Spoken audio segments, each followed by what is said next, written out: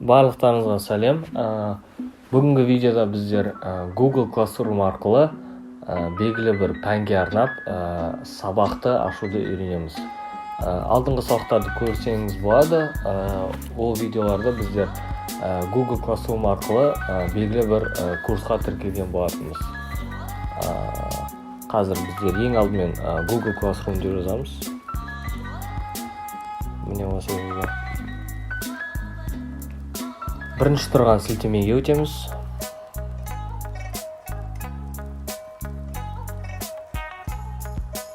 Мінекей біздерде Google Classroom ашылған болатын. Сіздерде ештеңе көрсетілмейді. Мұндай курстар болмайды. Сіз бар болған осы жердегі плюс батырмасына басып, создать курс батырмасын басып, мына жерде мне все понятно, продолжить батырмасын басасыздар. Және де осы жерде, яғни сіз беретін пәніңіздің атауы. Мысалға математика.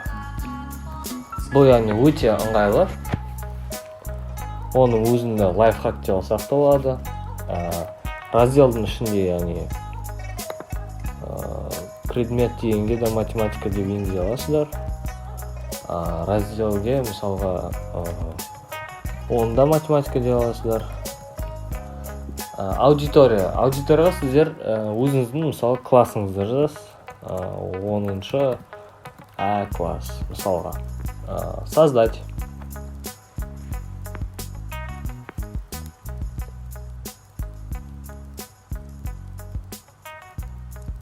Мінекей, мынау біздің ашқан математика курстары. Ол өз-өзімен автомат түрде ашылады. Осы жерде, яғни выбрать тему батырмасы арқылы сіздер өзіңіздің курсыңызға, яғни пәніңізге тема таңдай аласыздар. Математика и естественные науки. Мінекей. Мысалға математика. Выбрать тему. Міне қараңыздар, фоны өзгерген болатын. Және де тағы да бір өте ыңғайлы зат. Создавайте объявление для учащихся. Яғни осы разделде сіздер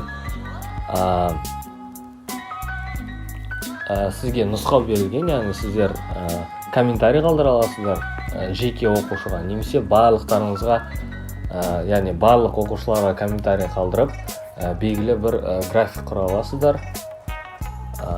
Және де міндетті түрде осы кодты жазып алыңыздар. Белгілі бір оқушыны шақырған кезде осы кодты бересіздер. Олар Google Classroomға кіріп, сіздің салаңызға қосыла алады. Мінекей, осы жерде, яғни сіздер новая запись батырмасын басу арқылы сіздер мысалға белгілі бір тақырыпқа байланысты тапсырмалар жасай аласыздар. Бұл барлық оқушыларға математика. Яғни осы жерге мысалға тригонометрия тақырыбын оқып 215-ші беттегі 215-ші беттегі тапсырмаларды орындау. Міне, яғни осылай жасаңыздар, сіздерде тапсырма беріледі барлығына. Опубликовать. Яғни жібердіңіз. Және де мысалға осы жерде сіз кетіре аласыз, немесе осының сілтемесін копировать етіп, яғни өзіңіздің оқушыларыңызға жібере аласыздар. Олар сол сілтемеге басып, соған кіре алады, немесе изменить.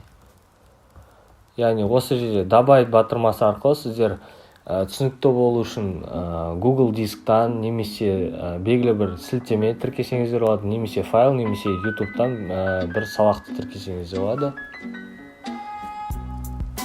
Міне, задание.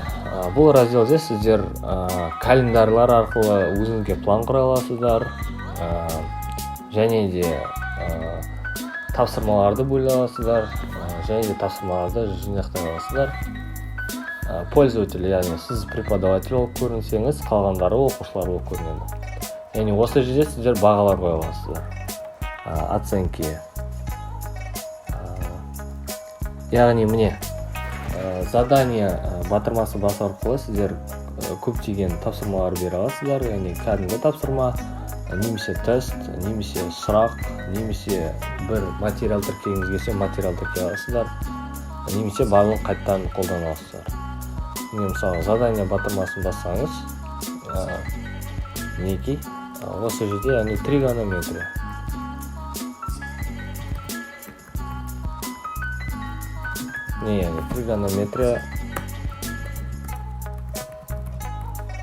Тригонометрия немесе осы жерге сіз инструкция қоса аласыздар. Қалай орындау керек, немесе кеңес, немесе тіпті қай беттен екен, қай беттен қай бетке дейін оны міндетті түрде орындау, яғни жазу керексіздер. Яғни міне 215 бет, мысалға үшінші, төртінші тапсырмалар. Яғни осы жерде сіздер балдарды таңдай аласыздар. 100 балдық бола ма, яғни 100 бал мысалға сізде осылай таңдай аласыздар. 10, немесе мектепте 5, 4, 3 осылай бағаларды таңдай аласыздар.